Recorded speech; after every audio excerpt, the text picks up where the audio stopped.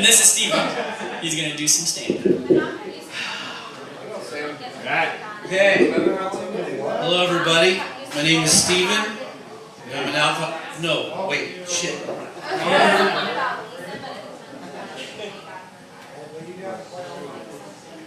Damn, that was scary. Losing my memory.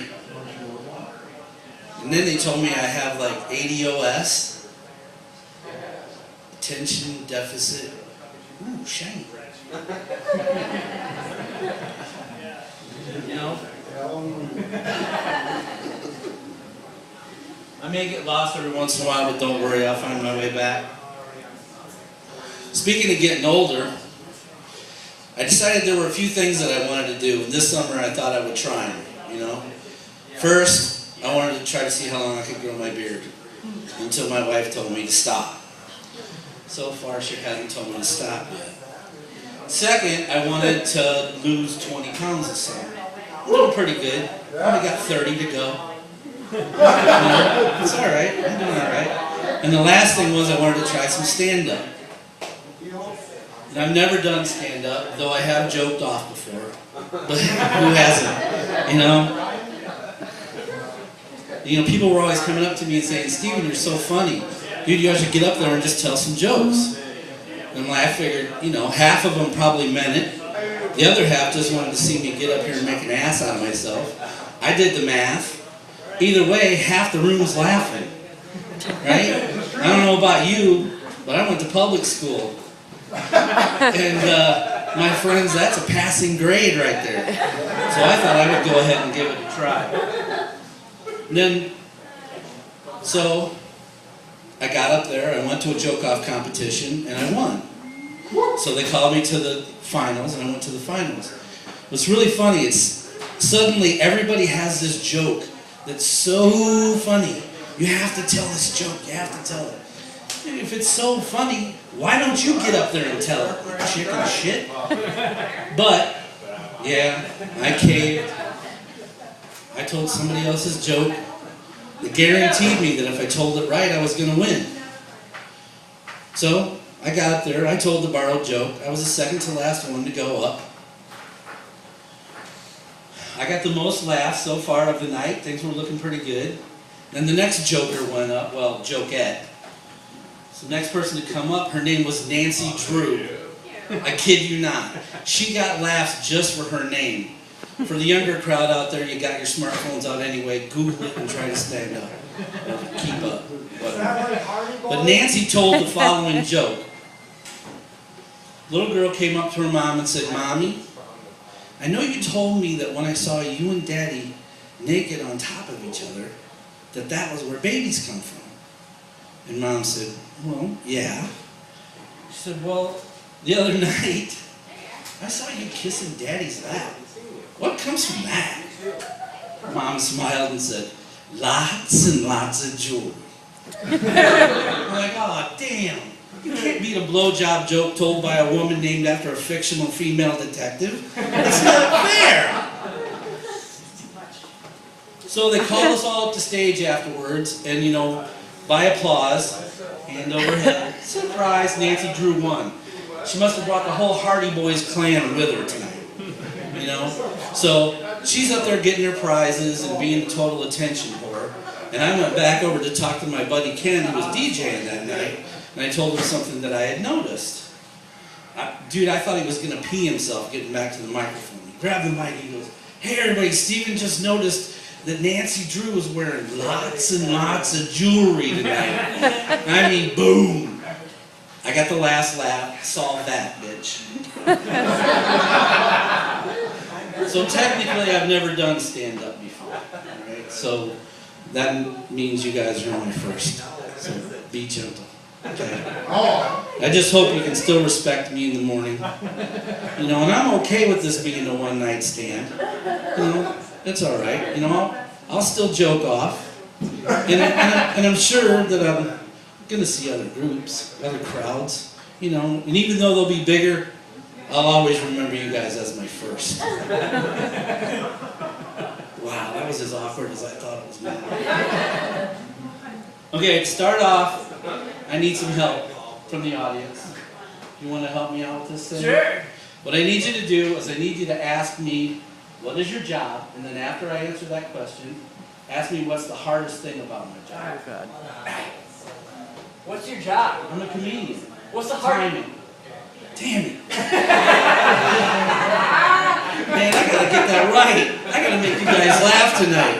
Because you know what happens if I don't make you guys laugh tonight? Every time I make a smart-ass remark at home from now on, my wife is gonna look at me and go, you know you're not funny, right?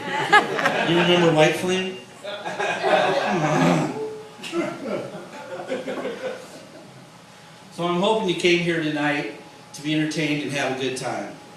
And not be critical and judgmental. Because this is neither the time nor the place for that. Remember, you're in Hudsonville. Save that for Sunday after church. Have you ever noticed how critical people can't even say that they like something? They can only criticize someone else's criticism.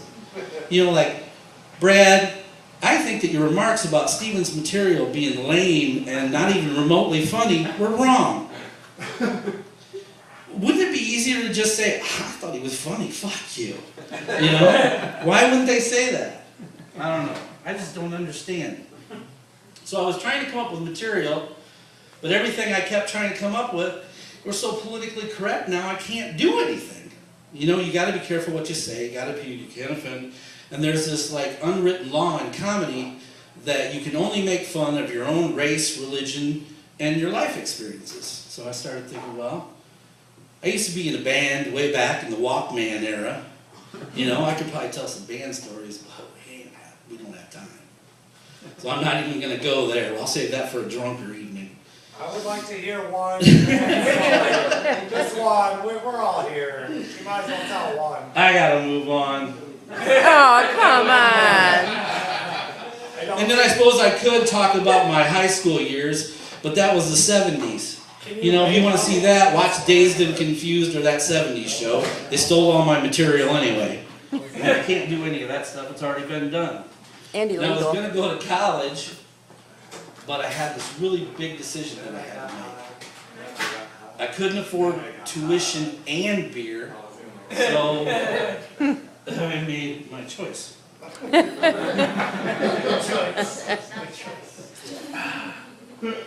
Hell, I had friends who went to college and then partied out in their freshman year. I figured, what the hell, I was way ahead of them. I partied out of college in high school. So, I'm not Jewish, so no rabbi jokes. I'm not Catholic, so I can't tell any stories about nuns with rulers. You know? And I'm white, so I'm forbidden to use the N-word unless I'm a rap star and I put an A at the end of it instead of an R. Who makes these rules? I mean, where does this come from? That makes like no sense. That makes about as much sense as rich people with bad teeth. What's up with that? I don't get it.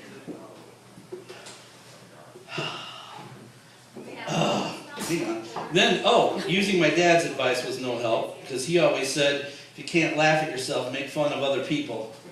That was way before all this PC crap came out, so I can know, so I just can't do that. So no matter how PC or non-PC I am tonight, I just want to take this moment, you know, because no matter what I do, somebody's going to be offended, and then there's going to be butt hurt, and then there's going to be all kinds of nonsense. It's like, I just don't have time for that. But I do want to take this time to say, get over it. So we're getting so PC now that a group even went and decided that a business's name was offensive and that they had to change it. I guess apparently Beaner's Coffee was offensive to illegals, Mexican Americans. And so they made them change their name. And it wasn't like they were marketing a brand of re-roasted coffee beans called South of the Border Blend or something, but they still made them change their name, so they had to change their name to Big Bean. It's just so stupid. So I decided that there's a business name that offends me. Cracker Barrel's got to change their damn name. I'm sorry. I can't believe they can use the C word like that. And there's no way that they're going to get away with just putting an A at the end of it either. They can call it pickle barrel for all I care. You know? They can call it pickle barrel for all I care. And then after we win the lawsuit, me and my crackers are going to go hang out at Big B and have some espresso.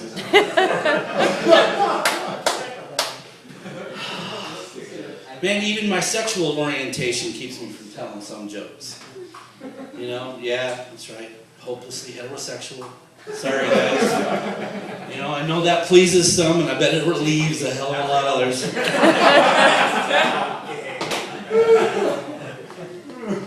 I still feel like I have to question it, though, because my daughter just came out recently, you know, and we had suspected, and we had told her, you know, we're okay with it, you know. We just want to hear it from you. She's like, no, she kept denying it, you know, and she was our baby. We loved her. We had to trust her, right? You can get married in Canada. Awesome.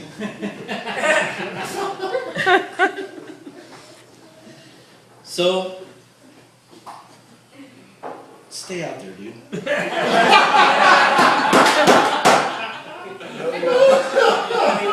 just told her we needed to hear it from her, you know? And so we listened to her, and she kept denying it. We had to trust her. She was our baby, right? So then she came out on Facebook. Really?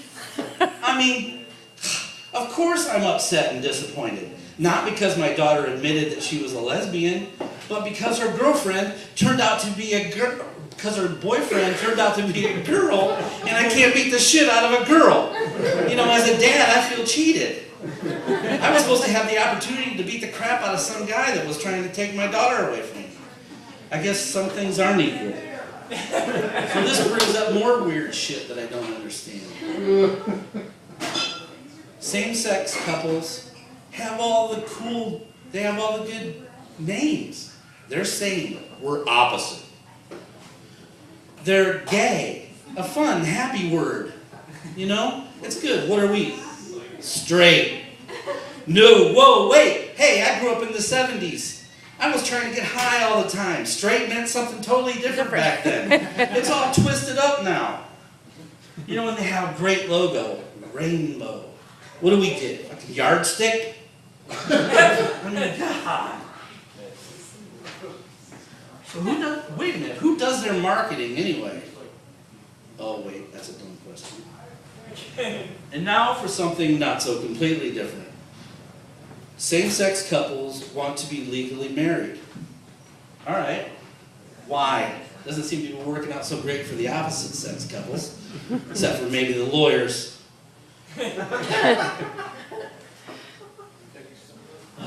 Who are quietly behind. Now I'm losing my place. Who are quietly supportive of the same-sex marriages, yet, you know, prenups, divorces, custody battles. I mean, at least in a opposite-sex marriage, divorce, you've got a fighting chance to divide up the community property, right? You got guy stuff, you got girl stuff. Guy gets the guy stuff, girl gets the girl stuff, and half the guy stuff. But can you imagine the bitch fights in a same-sex community property division? And I'm just talking about the guys. It's so weird. I just don't understand. Do you know, because of saying stuff like this, the other day, somebody actually called me homophobic? Dude, that is so gay. Keep calm, stay shiny, my crackers. I'm out.